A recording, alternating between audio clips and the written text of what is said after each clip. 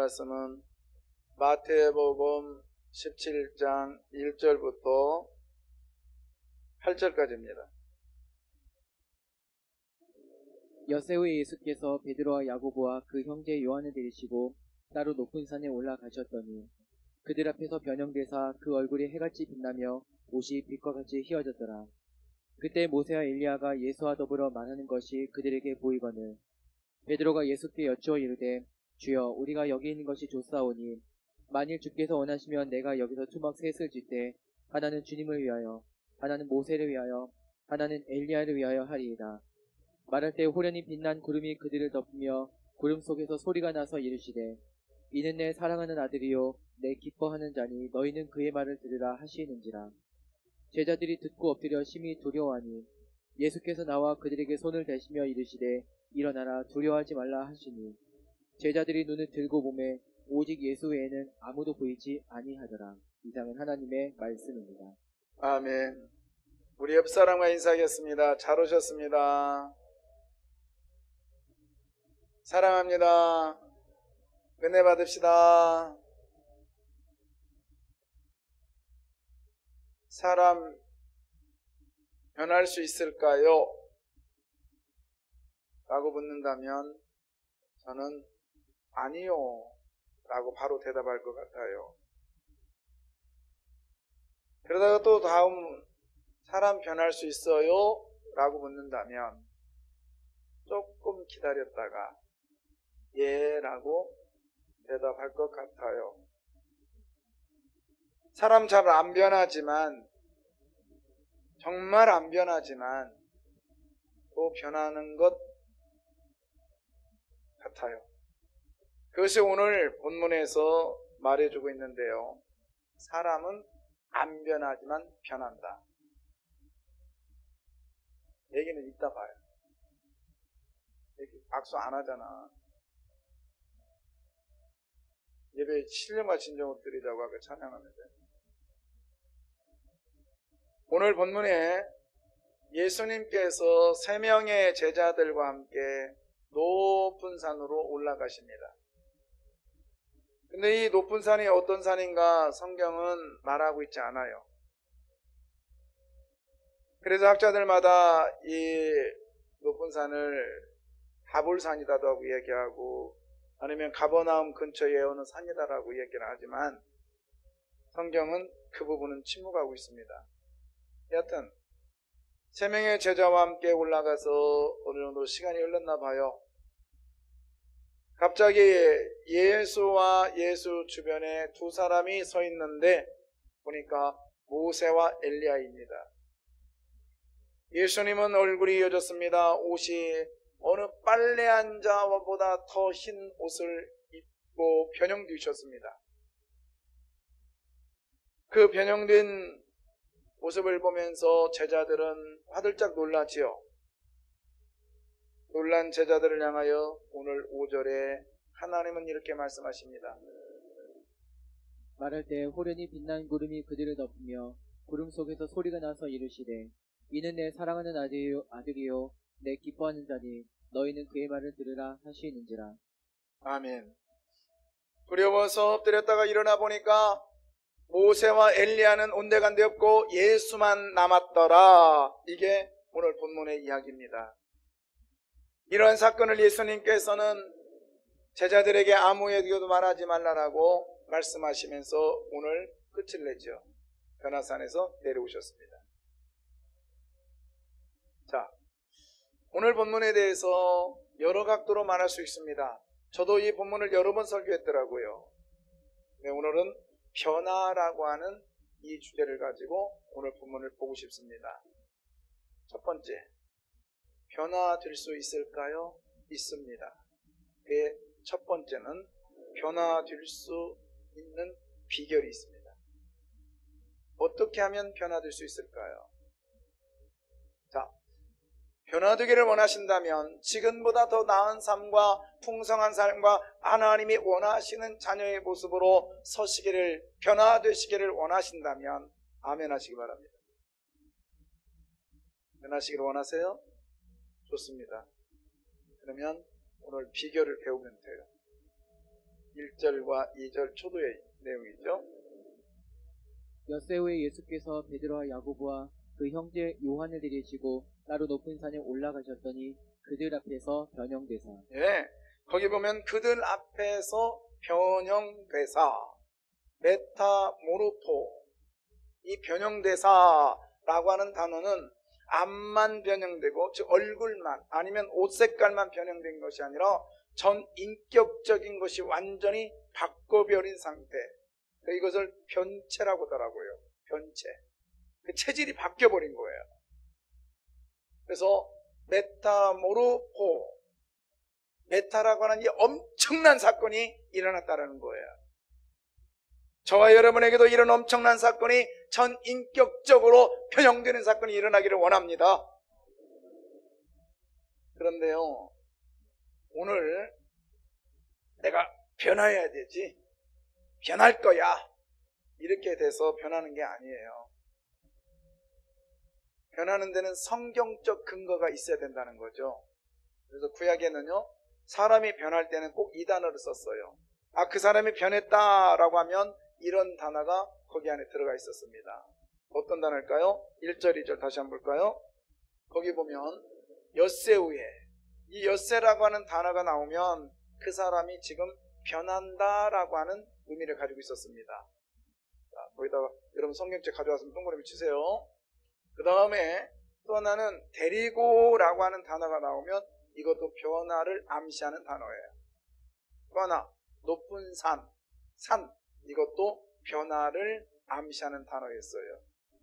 그래서 보세요. 높은 산은 어디에 있습니까? 엘리야가 높은 산에서 변화의 사건을 일으켰습니다. 아브라함이 변화의 사건을 일으켰습니다. 높은 산에서. 그리고 데리고라고 하는 단어 또한 변화의 요건에 들어갔어요. 어떻게 해요? 아브라함이 이삭을 데리고 갔습니다. 6일, 여섯째라고 하는 이 단어도 변화의 완성이었죠. 하나님은 아무것도 없는 이 땅에 6일 만에 천지를 창조하신 변화의 사건. 그런데 엿새 후 데리고 높은 산이라고 하는 이 단어가 하나로 뭉쳐진 사건이 있었습니다. 한꺼번에 나온 사건이 있었습니다. 언제였냐면 출애굽기 24장 1절이었어요. 모세 사건이에요. 자, 또 모세에게 이르시되 너는 아론과 나답과 아비후와 이스라엘 장로 70명과 함께 여호와께로 올라가 멀리서 경배하고. 예, 거기 보면 함께라는 단어와 그 다음에 올라가라는 단어가 여기서 지금 이야기하고 있죠. 그 다음에 16절에 보면 이렇게 나옵니다. 여호와의 영광이 시내산 위에 머물고 구름이 몇째 동안, 아까 여섯째 날 있잖아요. 그래서 여섯째 데리고 올라가 함께라는 이 단어가 나올 때는 변화의 사건을 이야기할 때는 이 단어가 나왔다는 거예요. 또 하나, 자, 34장, 출애굽기 34장 35절입니다. 이스라엘 자손이 모세의 얼굴을 광채를 보므로 모세가 여호와께 말하러 들어가기까지 다시 수건으로 자기 얼굴을 가렸더라. 모세가 얼굴이 광채가 났다, 얼굴이 변화됐다, 모든 것이 변화됐다는 사건이에요. 그래서 모세는요, 엿새 데리고 올라가라는 단어가 모세에게 있었다는 거예요. 그것이 오늘 예수님이 재현하고 있습니다. 자, 이거를 학자들은 뭐라고 하느냐? 학자들은 제2의 출애굽이라 그래요. 제1의 출애굽이 뭐예요? 애굽에서 종되었던 이스라엘 백성들을 하나님께서 직접 호레산 가시나무 떨기로 찾아오셔서 그들의 부르짖음 속에서 그들을 데리고 나오셔서 하나님께서 그들을 향하여 내 백성이라고 말하시며 누구도 건들 수 없다라고 하는 내 백성이라고 말하시며 그들을 광야에서 40년 동안 보호하시고 그리고 젖과 꿀이 흐르는 땅으로 그들을 데리고 가셨습니다. 이게 제1의 출애굽이에요. 제2의 출애굽은 어떤 것입니까? 죄와 마귀의 굴레에서 종노릇 종살이했던 저와 여러분을 하나님께서 호렙산 가시나무 떨기에 임재하셨던 것처럼 베들레헴의 예수 그리스도가 이 땅에 오셔서 모세가 시내산에서 변형된 것처럼 예수님께서 오늘 변화산에서 변형되사 저와 여러분을 하나님의 자녀로 삼아주신 것을 믿으시길 바랍니다. 그래서 우리는 영원한 천국인 젖과 꿀이 흐르는 영원한 천국에 우리는 들어갈 줄 믿습니다. 그 사건을 얘기하고 있는 거예요. 자, 왜 예수님께서는 신이시잖아요. 다 할 수 있잖아요. 그냥 내가 변화 안 돼도 되고 나 변화됐다 하면 변화되시잖아요. 그런데 왜 이 구차하게 엿새우에 데리고 올라가 이 단어를 이렇게 구체적으로 일을 하셨을까요? 이겁니다, 여러분. 사람이 변화되는 것은요, 내가 안아야지, 해야지 해서 변화되는 게 아니라 성경에 근거해야만 진정한 변화가 있다, 이 말입니다. 성경에 의해서 행동할 때 변화가 옵니다. 어디에 근거하자고요? 그렇죠. 그러면 성경에 어떻게 근거해? 나 성경이야. 성경이야. 이거 성경이라고. 이렇게 해서 변화될까요? 아니죠. 메타모르포. 잘 안 붙는데요. 메타모르포. 이게 변형이라고 했잖아요. 이 단어가 오늘 바울이 이 단어를 똑같이 가져옵니다. 메타모르포. 자, 보십시오. 바울은요, 이 단어를 어떻게 썼나 보세요. 사람 변할 수 있다 라고 하면서 썼는데, 로마서 12장 2절입니다. 너희는 이 세대를 본받지 말고 오직 마음을 새롭게 함으로 변화를 받아. 자, 마음을 새롭게 하면 변화받는데요. 메타모르포 된대요. 근데 어떻게? 마음을 새롭게 하는 게 뭘까, 그러면? 어떻게 하면 변화될까? 어떻게 하면 마음을 새롭게 될까? 아까 뭐라고 했어요? 성경의 근거에서 생활하면. 근데 바울은 이 성경에서 근거해서 생활한다는 걸 좀 더 구체적으로 말했어요. 어떻게 하면 성경에 근거하는 생활을 할까? 자, 1절입니다. 12장 1절에. 너희 몸을 하나님이 기뻐하시는 거룩한 산제물을 드리라. 이는 너희가 드릴 영적 예배니라. 할렐루야. 여러분, 예배 드리면 변화될 줄 믿습니다. 뭐 하면요? 예배 드리면. 어떻게? 성경에 근거한 예배를 드리면 변화됩니다. 아멘이요. 메타모르포. 사람이 아무리 다짐한들 작심 3일이고요. 아니, 좀 갈 수 있어요. 그러나 계속적인 변화의 삶을 살기 위해서는 성경적 근거가 있어야 되는데, 성경적 근거는 어떻게 살아가야 되느냐? 영적 예배의 삶을 살아가야 된다는 거예요. 다시 한번 껴줄까요? 그럼 영적 예배는 어떤 삶일까요? 거기 보면 거룩한 산 뭐예요? 제사예요, 제물이요? 제사예요, 제물이요? 제물입니다. 다시 말해서 제사라고 하는 것은 구경꾼입니다. 제사라는 건 내가 옆에 있으면 되는 거예요. 그러나 제물은 뭐예요? 내가 참여해야 되는 거예요. 내가 직접 참여해야 할 때 진짜 변화의 역사가 일어난다, 이 말입니다. 예배에 참여하시길 바랍니다. 그럼 예배에 참여하는 게 뭐예요? 오늘 주일날 와서 예배 드리고 목사가 얘기하면 아멘, 졸지 않고 할렐루야 하고 나가서 나가는 게 예배 드리는 걸까요? 그건 예배의 시작에 불과한 거예요. 그건 예배의 시작에 불과해요.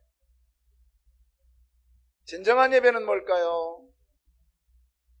진정한 예배는 여기에서 예배를 드리고요, 그 다음부터는 영적 산 제물로 내 삶이 드려지는 거예요. 어떻게 해요?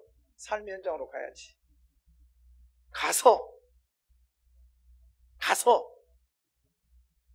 말씀대로 살아갈 때, 이게 성경적 근거고요.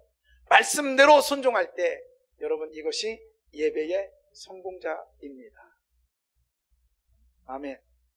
쉬워요, 어려워요? 어려워. 저는 여러분을 예수님 다음으로 믿어요. 못 하실 것이라고. 저는요, 잊을 수가 없는 사건이라니까요. 지금은 우리 교회가 새벽 예배 드릴 때 신발 신고 드리지만, 예전에 신발 앉아서 드릴 때 신발장에다 딱 놨는데 그때 어두웠다고요. 누가 신발 받고 싶고 갔나 봐. 그분이 예배 시될 때 할렐루야 아멘 아멘 했던 분인데 나갈 때 깜짝 놀랐어요. 신발 바뀌었는데 뭐라겠다고요. 이 썩을 년이 어떤 썩을 년이 이거 받고 갔나. 아직도 안 썩었어 그 사람은. 그 예배 아니요. 그 예배자 아니요. 그건 보고 가는 거예요. 예배는 보는 거 아니에요. 예배는 뭐예요? 드리는 거요, 하는 거예요. 내가 참여할 때. 그래서 영적 제사로 드리라가 아니라 제사를 드린 때는요, 제사장도 옆에 있었고요, 당사자도 옆에 있었고요, 구경꾼도 옆에 있습니다. 그러나 제물은요, 내가 드리는 거예요. 내가 드리는 거예요. 쉽지 않아요. 정말 쉽지 않아요.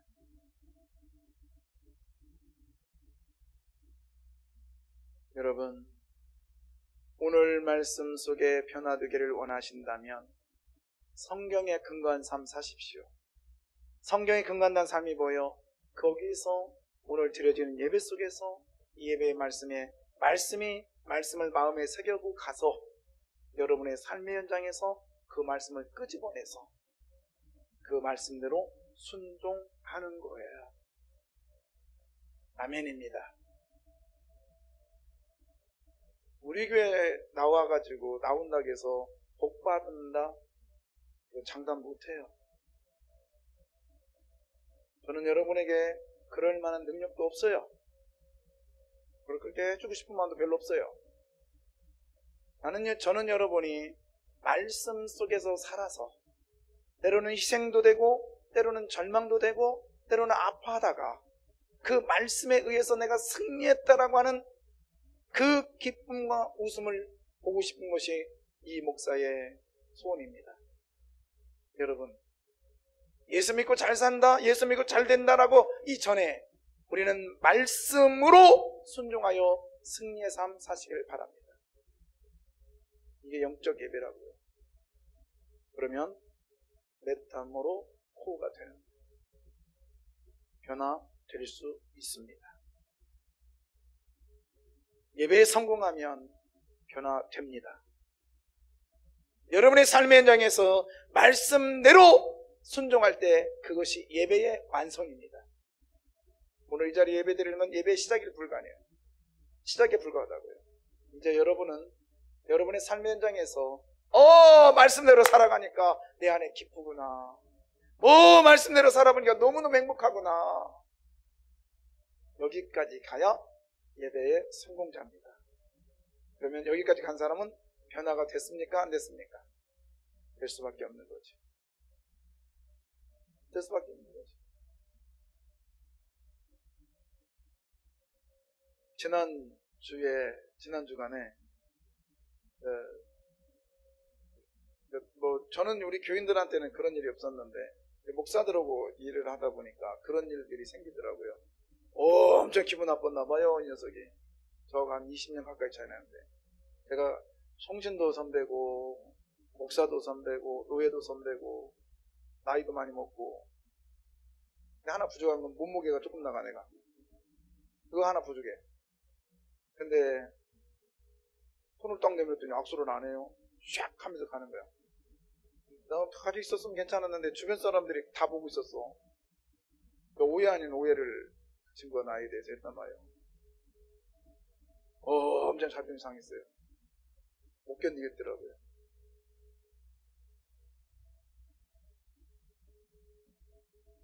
어제 팔순이라 봐준 일은 해요.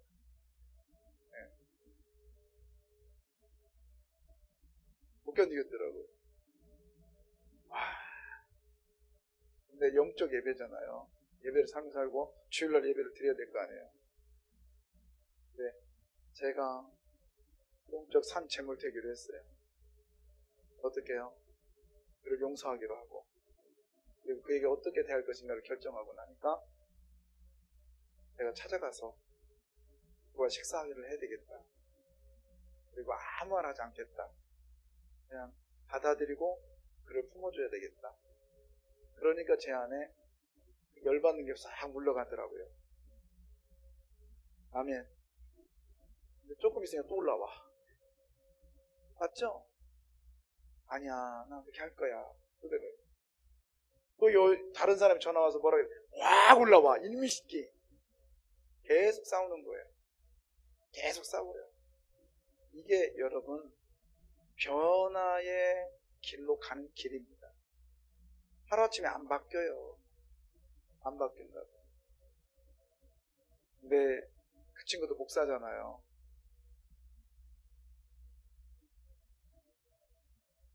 나중에 통화했어요. 주일이니까 자기가 못 견디겠대. 자기 의를 위해서 나한테 사과를 하겠다는 거예요. 내가 그랬어요. 그냥 우리는 목사잖아. 미안하다고 할 것도 없고 또 잘못했다고 할 것도 없어. 우리 그때 그냥 끝나고 나서 괜찮다고 했잖아. 나는 괜찮아. 내가 터키 갔다 와서 내가 밥 사줄게. 그 말 나오기 힘들었어요. 그리고 나서 끊었는데 제 마음에 완전 평화가 임하더라고요. 여러분 간단한 것 같지만요. 여러분에게 이런 일이 없을까요?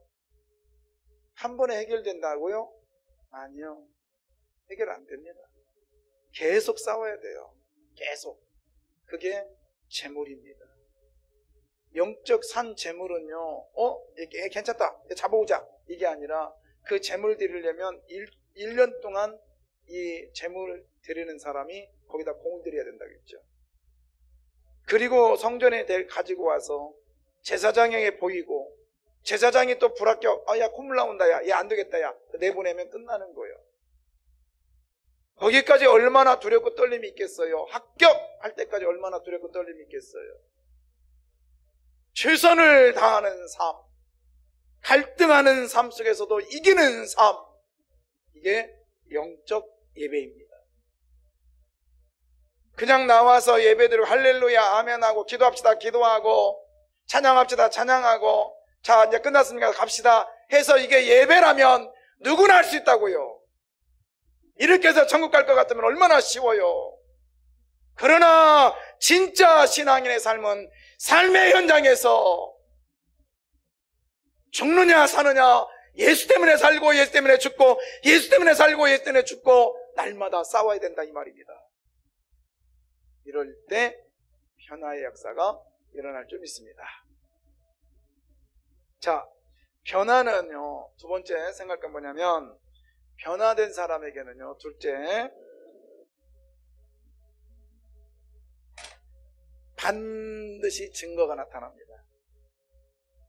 그 사람이 변화됐다 반드시 증거가 나타나요.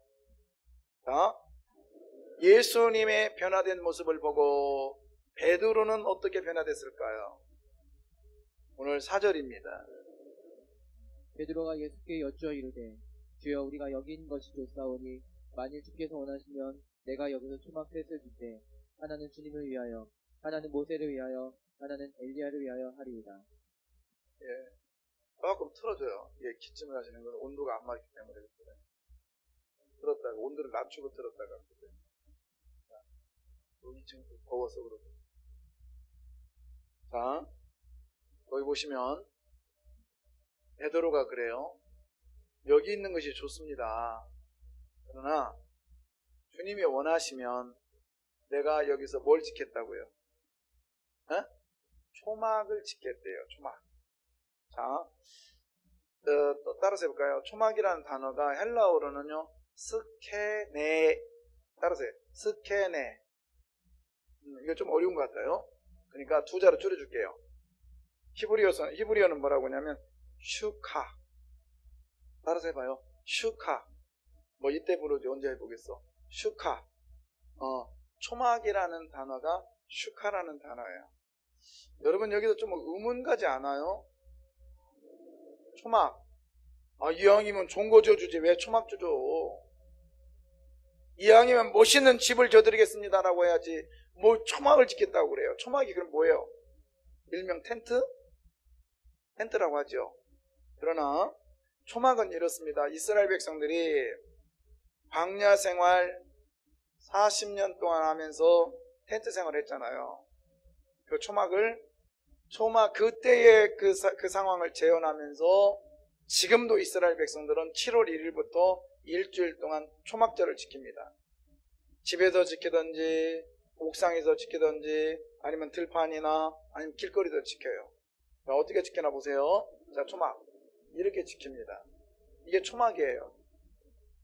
나뭇가지를 엮어서 이렇게 만들어 놓고 여기서 7일 동안 지킵니다. 자, 또 볼까요? 자, 야외를 못 가면 시내에서도 이렇게 지켜요. 초막절. 그래서 우리나라의 유대절기의 7월이면 우리나라는 9월입니다. 9월 한 13일, 14일 정도 되거든요. 이때 이렇게 지켜요. 자, 그 다음에 거길 또 못 나가면 시내 길거리 못 나가면은 유대인들 이게 저기 빌라 우리식으로 보면 빌라 뭐 그들의 가옥이거든요. 근데 거기 중간중간 보면 나무 판자들 있잖아요. 저게 뭐냐면 베란다입니다. 베란다. 저기다가 저렇게 베란다에다가 초막을 쳐요. 저게 초막입니다. 이제 저 베란다가 모든 집에는 유대인들의 모든 집에는 베란다가 반드시 있어요. 저도 19년도에 갔을 때 저희 친구가 유대인 마을에서 집을 얻어서 살았어요. 그래서 이제 유대인들 사는 방법이니까 들어갔습니다. 저 베란다에 가니까 아주 좋더라고요. 방 하나를 한 옆에 칸에다 저렇게 만들었는데 평소에는 저게 없어요. 평소에는 저게 없고 저기다가 빨래도 널고 그 다음에 뭐 고기도 거먹고 그 다음에 또 이렇게 담소도 나누고 이러다가 초막절이 되면 저기 막습니다. 막고 위에다가 나뭇가지를 완공해서 7일 동안 지키는 것이 초막절이었어요. 자, 오늘 베드로가 내가 초막을 지켰습니다 라고 했을 때는 유대인들은요 이 초막이다 이 단어에는 세 가지 의미가 있었어요. 첫 번째는 뭐냐면 초막 이 단어는 하나님께서 이스라엘 백성들을 우리 조상들을 광야에서 40년 동안 먹이고 입히고 재우시면서 낮에는 구름기둥 밤에는 불기둥으로 인도하셔서 의복과 신발이 헤어지지 않도록 하나님이 보호해 주셨습니다. 이 모든 것이 다 하나님의 은혜입니다 라고 하면서 지키는 것이 초막이었어요. 첫 번째는 뭐요? 하나님의 은혜. 두 번째는 뭐냐면 재료가 초막이었죠. 아까 뭐요? 나뭇가지를 쳤다. 나뭇가지로. 그죠? 나뭇가지를 했다고요. 이 나뭇가지는 멀리 있는 게 아니라 생활 주변에 있었던 거예요. 하찮은 거예요. 보잘것없는 거예요. 바벨탑처럼 이게 구운 벽돌이나 아니면 라암셋에 지었던 아주 못들어진 벽이나 솔로몬 헤롯 성전이 지었던 그 가로 세로 가로에 한 4m 5m 되는 엄청난 돌이 아닌 내가 모세를 위하여 엘리야를 위해서 이 초막을 짓겠다라고 하는 이 나뭇가지로 짓겠다라고 하는 건 뭐냐? 그 이유는 하나님 앞에 겸손하게 서겠다 이 얘기입니다. 그래서 초막이라는 단어는 뭐냐? 하나님 앞에 겸손하겠습니다 이런 의미가 있다고요. 그 다음에 세 번째 초막이라는 단어는 어떤 의미가 있냐면 이스라엘 백성들이 하나님의 인도가 아니면 젖과 꿀이 흐르는 땅에 와서도 살 수가 없었습니다. 교만하지 않겠습니다. 매 순간 하나님의 인도를 받겠습니다. 하나님의 인도가 아니면 우리는 살 수 없습니다 라고 하는 신앙의 하나님의 인도를 구하는 이 신앙의 고백이 초막이었어요. 세 가지. 하나님의 은혜, 겸손, 그리고 하나님의 인도하심. 여러분, 우리가 변화되면 오늘 이 베드로가 보세요. 자기를 위해서는 초막을 짓습니까? 안 짓습니까? 안 져요. 안 진다고요. 예수님을 위하여, 모세를 위하여, 그리고 엘리야를 위하여 초막을 짓습니다. 변화되면, 사람이 변화되면 반드시 나타나는 게 뭐냐? 여러분, 변화된 사람은 증거가 나타나게 되어 있어요. 어떤 증거요? 전적인 하나님의 은혜를 기억합니다. 그리고 그 사람은 겸손해집니다. 무엇보다도 하나님의 도우심을 날마다 구합니다. 이런 삶을 사는 사람은 변화된 사람입니다. 그리고 또 하나는 뭐요? 자기 것이 있어요, 없어요? 없죠. 누구를 위해서 지켰다고요? 주님을 위하여, 모세를 위하여, 엘리야를 위하여. 쉽게 말해서 남을 위해 산다는 사람, 이것이 변화된 사람입니다. 여러분, 오늘 베드로처럼 이런 변화된 삶, 이런 변화된 증거의 삶, 이런 삶이 우리 안에 있기를 주의 이름으로 부탁합니다. 아멘이요.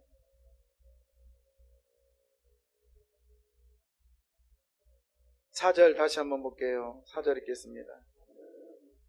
베드로가 예수께 여쭈어 이르되 주여 우리가 여기 있는 것이 좋사오니 만일 주께서 원하시면 내가 여기서 초막 셋을 둘때 하나는 주님을 위하여, 하나는 모세를 위하여, 하나는 엘리야를 위하여 하리이다. 예, 보세요.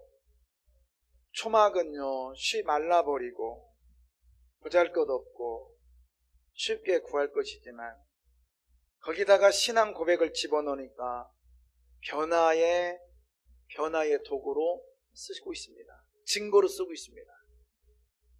여러분, 내가 변화되었다라는 것 큰 거 아니에요. 큰 거 증거로 보일 거 없어요. 그냥 한 가지만이라도 예수 안에서 변화된 삶 증거로 보이시기를 바랍니다. 다른 거 아니에요. 집안 식구들 나올 때 신발 가지런히 놓는 것, 평소에 그냥 쑥쑥쑥 나오는 사람이 오늘부터 가지런히 놓는 것, 이것 변화된 삶. 나 혼자는 괜찮아요. 그러나 다른 사람을 위해서 조금 옮겨 놓는 것, 그래서 다른 사람이 편하게 살 수 있는 것, 이것이 변화된 삶의 증거예요. 그런 삶 삽시다. 이게 영적 재물입니다. 산 재물이자 영적 예배라는 거죠. 이런 증거가 오늘 이 시간부터 한 가지 이상 나오시기를 주 이름으로 부탁드리옵나이다. 할렐루야. 네, 그래서 우리 엄마가 달라졌네. 우리 할머니가 달라졌네. 애들은 달라졌네. 그 소리가 단 한 갈까요? 잔소리가 덜어졌다고. 네. 여하튼 간에 우리가 다른 사람을 통해서 그 소리를 들었다면 여러분은 영적 예배의 성공자입니다. 여러분은 변화된 사람입니다. 내가 변화됐다고 아무리 소리질러도 안 되는 거예요. 우리의 변화는요, 다른 사람이 먼저 압니다. 작은 것 하나라도. 어느 집 갔더니 설거지가 엄청 쌓였어요. 왜 설거지 이렇게 많이 했더니 그냥 한꺼번에 하려고 했대. 네. 근데 다른 사람이 그것이 불편하면 그건 불편한 거예요. 잘못된 거예요. 이런 거 하나하나라도 우리가 고쳐나갈 수 있는 그리스도의 삶이 되시기를 주의 이름으로 부탁합니다. 여러분 묻지 마. 너는 잘해? 묻지 마. 너는 설거지를 못해요. 밥은 잘해도. 네. 다른 사람 볼 거 없어요? 다른 사람 생각할 거 없어요? 내 생각하면 돼요. 나 생각하면 된다고요. 우리가 이렇게 살면 분명히 하나님 나라가 우리의 삶을 통해서 확장될 줄 믿습니다. 세 번째, 사명자는요, 특별 훈련이 필요합니다. 여러분, 의문을 안 가져보셨나요? 자, 1절, 2절 한번 1절 보겠습니다. 여세우의 예수께서 베드로와 야고보와 그 형제 요한을 데리시고 따로 높은 산에 올라가셨더니 그들 앞에서 변형되라. 예, 거기 보면 예수님의 제자가 12명이었잖아요. 근데 왜 따로 3명만 데리고 왔어? 많은 여러 의견이 분분해요. 뭐라고 하냐면, 이 사람들은 처음에 처음으로 예수님을 먼저 믿었던 사람이라고 이렇게 말하면 이건 좀 잘못된 것 같아요. 왜? 여기에는 누가 빠졌어? 베드로와 안드레가 빠졌잖아요. 안드레가 빠졌잖아요. 어쩌면 안드레가 가장 먼저 믿었는데 빠졌잖아요. 그것도 안 맞는 것 같아. 그럼 이게 뭘까? 여러 가지 한번 끼워 맞추기를 해봤는데 잘 안 맞았어요. 근데 이거 같았어요. 저는 제 나름대로. 그리고 이거를 어떤 신학자는 또 그렇게 말하더라고요. 왜 그러냐면 이 사람들은요, 아직도 변화될 그 요건들이 많았어. 쉽게 말하면 아직 변화되지 못한 부분이 너무 많은 거예요. 그래서 얘네들을 특별히 훈련시키려고 데리고 간 거예요. 특별훈련. 차별이 아니라 특별훈련. 왜? 얘네들은 특별훈련을 시켜서 특별한 일을 시켜야 되겠거든. 그게 뭐예요? 사명입니다. 여러분, 사명은요, 아무나 주어지지 않아요. 특별한 사람에게 주어진 것을 믿으십시오. 그러면 이 특별한 사람에게 주어졌는데 그냥 준 게 아니라 특별 훈련을 합니다. 특별 훈련을 해요. 참, 저는 살면서 지금까지 많은 삶을 살지 않았지만 그래도 20대, 그게 지금 한 40년 정도 가까우잖아요. 그런데 20대 때 30년 넘었고, 근데 20대 때 군대 생활했던 것이 남자니까 많이 도움이 돼요. 지금도. 그것도 다른 모르겠어요. 하나님께 난 그런 기도를 했기 때문에 하나님 나 엄청나게 고생하는 부대 좀 보내주세요. 고생하는 부대 보내주시고 그 대신 사람만 잘 만나게 해주세요. 그랬더니 하나님이 그렇게 역사를 해주셨어요. 나름대로 좀 고생했어요. 그러다 보니까 살아갈 때에 가끔씩 그 생각을 해요. 내가 그런 고생도 했는데 이것 정도야. 근데요, 종종 그렇더라고요. 우리 목사님들 세계에서 가끔씩 좀 그런 친구들이 있어요. 내가 엊그저께도 그랬어요. 귀에다 대고 살짝 말했어요. 크게 안 했어요. 방유지? 뭔 말인가 못 알아? 방유 나왔지? 그랬더니 어떻게 알았니? 예. 삶이 다르다. 특별히 훈련받은 사람은 훈련받은 사람이고 답격.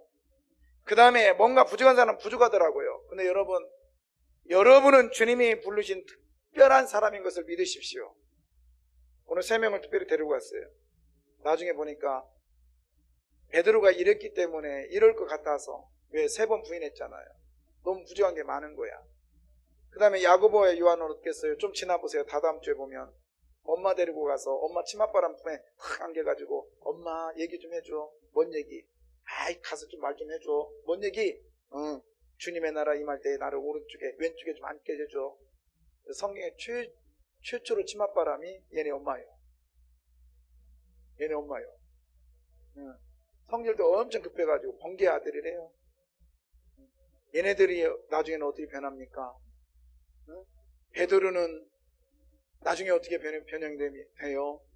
성령을 받고 나중에는 안진뱅이를 일으키고 3,000명, 5,000명을 회개시키고 또 옥에 들어갔는데 옥문이 열리는 이런 놀라운 변화의 사람으로, 사명의 사람으로 바뀌잖아요. 야고보는 어떻게 돼요? 예수를 절대로 부인하지 않다가 목배임을 당합니다. 최초로 순교자죠. 목배임을 당하는.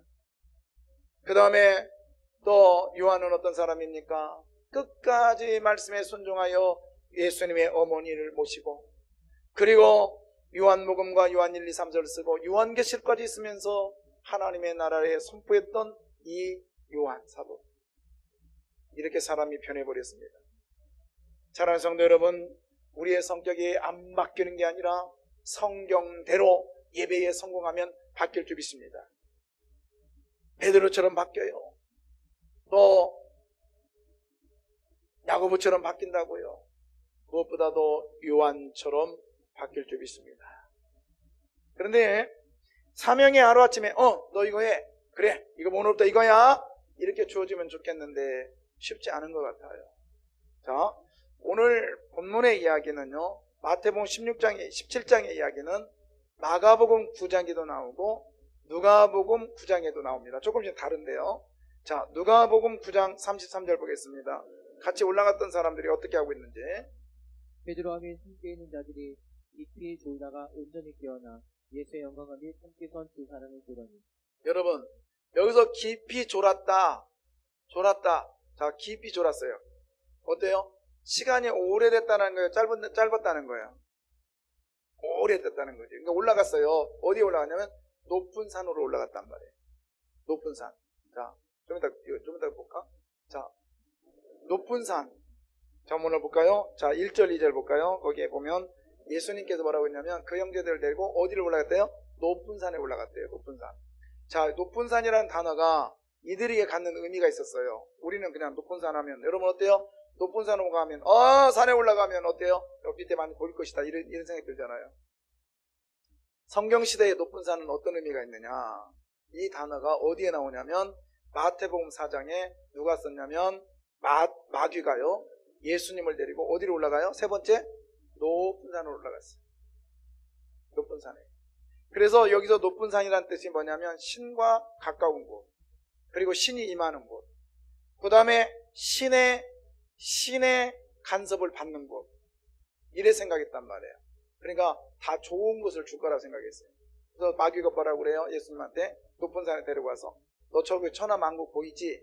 너 나한테 절해. 근데 너 다 줄게. 이게 높은 산의 의미예요. 좋은 거 다 주는 거. 제자들이 지금 높은 산으로 가고 있어. 어떤 생각이 있을까요? 야, 예수님이 우리들에게 좋은 거 주실 거야. 그것도 3명 딱 떼서 갔는데, 야, 됐다 하고 딱 갔는데 예수님이 아무 말씀도 안 하시는 거예요. 시간이 좀 흘렀어.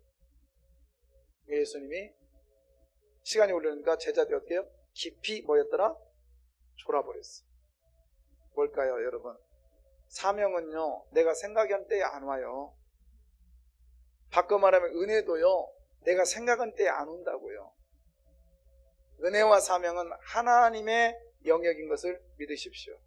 바꿔 말하면 응답도요, 내 영역이 아니에요. 누구의 영역이요? 하나님의 영역이에요. 하나님의 영역. 그래서 얘네들이 그 생각을 지워버리다가 졸아버렸어. 근데 졸 때는 하나님의 사명이 안 나타납니다. 하나님의 사명이 안 주어져요. 다시 배워줄까요? 누가복음 9장 33절. 온전히 뭐하여?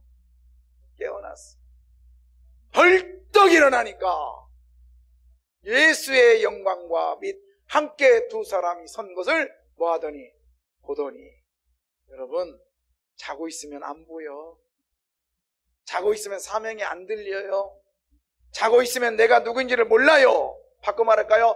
내가 누구인지를 모른다는 건 자고 있는 거예요. 내가 일하지 않고 있다는 건 자고 있는 거예요. 그것도 깊이 자고 있는 거예요. 온전히 깨어난 사람은요, 보입니다. 누가 보여? 예수의 영광이 보이고. 누가 보여? 사명이 보입니다. 사랑하는 성도 여러분, 깊은 잠에서 일어나시기 바랍니다.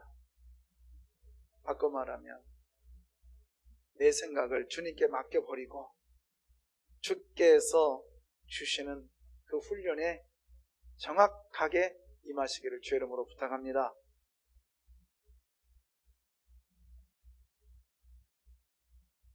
꺼줘야 내가 얘기를 하는데 안 꺼지니까.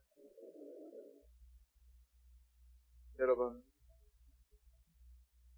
오늘 주님께서 저와 여러분을 높은 산으로 지금 데리고 가셨다고 상상하십시오. 근데 주님이 말씀을 하지 않으시네. 그냥 내가 축복해 줄게. 너에게 엄청나게 복 줄게. 어? 그러면 네 자녀 잘 되게 해줄게. 속으로 3명 아멘 했지. 막 그러지 않고 지금 침묵하고 있는 거예요. 하나님이. 답답해요. 예배 드리고 나면 뭔가 막 바다다다다다 뭐가 일어나야 되는데 답답해요. 그러나 여러분, 주님은 우리들에게 말씀하고 있어요. 그럼에도 불구하고 졸지 마라. 깊은 잠 자지 말고, 그럼에도 불구하고 온전히 깨어나라고. 그래서 온전히 깨어나라. 이 말은 뭐예요? 영적으로, 육적으로 다 일어나야 되지 않겠습니까? 사랑하는 성도 여러분, 오늘 변화산에서 저와 여러분이 예수님과 함께 가신다고요. 거기 있다고요. 질문 하나 또 던질까요? 제 일부 예배 때는 시간이 없어서 안 했는데, 왜 모세와 엘리야가 거기 있었을까? 수많은 선지자들도 있고 수많은 사람들도 있었는데 왜 하필이면 거기 있었을까? 여러 가지 거기에 대한 답은 성경에서 열어놨어요. 적용은 아무나 자기가 감동된 대로 하라는 얘기겠지. 저는 저 나름대로 깨달은 바가 있었어요. 뭐였느냐? 아까 제 2의 출애굽이라고 했잖아요. 시내산 사건을 살펴보니까 모세도 하나님을 시내산에서 만납니다. 엘리야도요, 나중에 이세벨이 죽인다고 하니까 로뎀나무 밑에 숨어 있다가 하나님께서 그를 힘을 주니까 호렙산으로 40일 동안 갑니다. 가서 어떻게 하느냐? 거기서 하나님을 만나요. 아, 그렇구나. 변화산에서 모세와 엘리야가 나타났던 것은 시내산으로 이들이 하나님을 만났기 때문에 거기 나타난 것이구나. 그런데 여기까지는 그냥 통상적인 것 같았어요. 그러나 저를 정신 바짝 들게 하는 게 있었어요. 뭐냐면 모세는 시내산에서 하나님을 만나는 순간부터 일하기 시작했습니다. 일하기 시작했어요. 오늘 예수님은요 변화산에서 몸이 변형되는 순간 본인이 죽는다고 말씀하셨어요. 진행이에요. 엘리야는 어땠을까요? 제가 고민하다가 사실 죄송하지만 오늘 아침에 올라오면서 그 문제를 해결받았어요. 뭐냐면 잘 들으십시오. 좀 어려운 부분일 수 있어요. 엘리야는요 시내산에 도착했어요. 호렙산에 도착했을 때 어디로 가냐면 굴 속으로 숨어. 그러니까 하나님 물으셔. 엘리야야, 네가 왜 여기 있니? 주저리 나 혼자 남았어요. 나와라 굴에서 나와라. 내가 너와 만나기르라. 그러면서 불을 지나고 바람이 치고 그러는데 엘리야는요 그 다음에 또 보면 똑같은 말이 반복돼요. 엘리야야 너 왜 불에 있니? 안 나왔어요. 안 나왔다고. 그러니까 하나님께서 그 엘리야에게 말합니다. 선지자는요 하나님의 말씀을 선포하는 게 선지자인데 그 순간 하나님이 엘리야에게 사명을 걷어가십니다. 그러니까 그 다음에 엘리야가 한 일이 뭐냐? 가서 디셈 사람 엘리사를 세우는 일과 다른 사람 세우고 자기의 본연의 사명이었던 말씀을 전하는 선지자의 사명은 거기서 끝을 냅니다. 아, 그래서 변화산에서 모세는 사역의 시작이고 예수는 사역의 과정이고 엘리야는 사역의 마침이구나.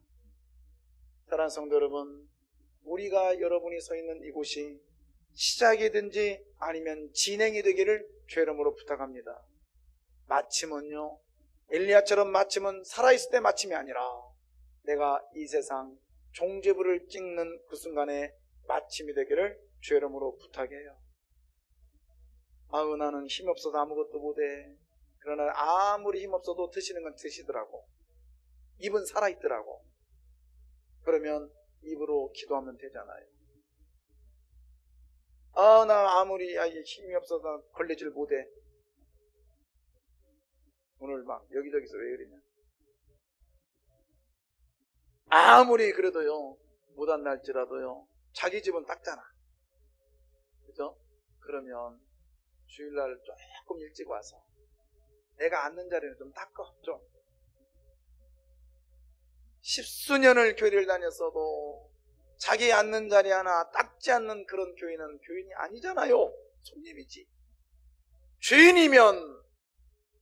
주인이면 닦잖아요.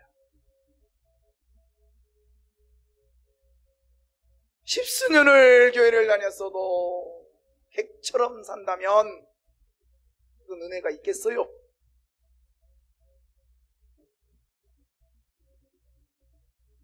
어느 우리 교회는 아닌데 어느 교회에서 장로님이 지저분한 거 있으니까 학생 이리 와봐, 이거 좀 주워. 내가 그랬어요. 장로님 죄다 대고. 장로님이 주우면 더 좋을 것 같은데요. 어떤 목사님이 저 청년 때 그랬어요. 합의 막 하는데 우리 교회도 아니야. 근데 내가 거기에 가끔 친구가 있어서 방문했다고요. 근데 저를 보더니 야, 수영청년 일로 와봐요. 봐봐. 갔어요. 그랬더니 화장지를 줘요. 이거 들고 따라오래. 따라갔어요. 그랬더니 화장실에다가 다 꼽으래. 꼽으래요. 쥐가 꼽지. 속으로 그랬어요. 당신이 꼽지. 그럼 제 속으로 기도했습니다. 하나님, 나 나중에 목회 될 건데, 목사 될 건데요. 이런 목사님 안 되게 해주세요. 나 목사 될 건데요. 이런 목사 안 되게 해주세요. 가끔씩 제가 화장실 들어갈 때마다 그 목사님 생각해요. 지금 은퇴하셨어요. 우리 교회 찾아오신대. 제가 2번 전화 왔는데 3번째 왔길래 스패너로 바꿔버렸어요. 존경할 게 별로 없는데 와서 우리 교인들한테 설교해본들 내가 은혜 못 받았는데 그렇잖아요. 여러분, 작은 것 하나라도 사역이 시작되기를 바랍니다.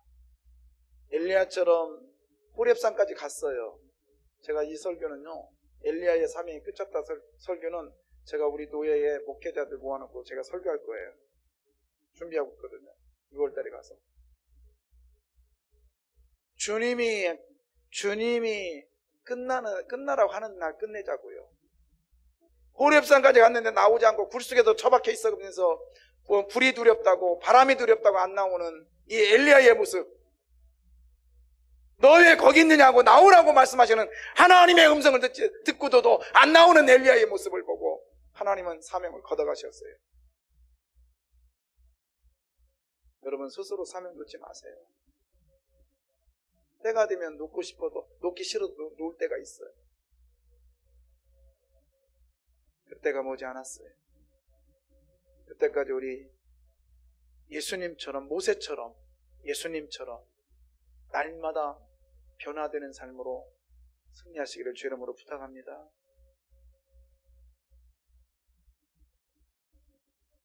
기도하겠습니다.